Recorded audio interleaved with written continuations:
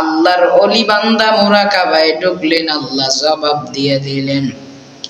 এই জবাব পাইয়া ডাক দিয়া কয়, কুকুর, মরণের আগে তোকে বলতে পারবো না আমি আব্দুল কাদের জিলানী ভালো নাকি তুই কুকুর ভালো।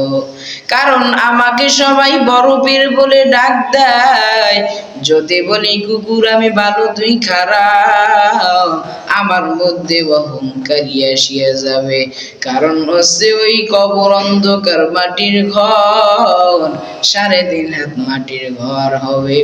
ওই কবরের মধ্যে সাথী নাই, বাতি নাই। আল্লাহর 2 জন প্রশ্নকারী ফেরেশতা চলে আসবে। আসিয়া 1 নাম্বার প্রশ্ন, রবের পরিচয় দাও। 2 নাম্বার প্রশ্ন হবে তুমি ধর্মের পরিচয় দাও। 3 নাম্বার প্রশ্ন হবে তুমি রহমাতুল লিল আলামিনের পরিচয় দাও। যদি আল্লাহর শুকুর প্রশ্নের জবাব দিতে পারি, তখন আমি বলতে পারবো আমি আব্দুল কাদের জিলানী ভালো তুই কুকুর খারাপ।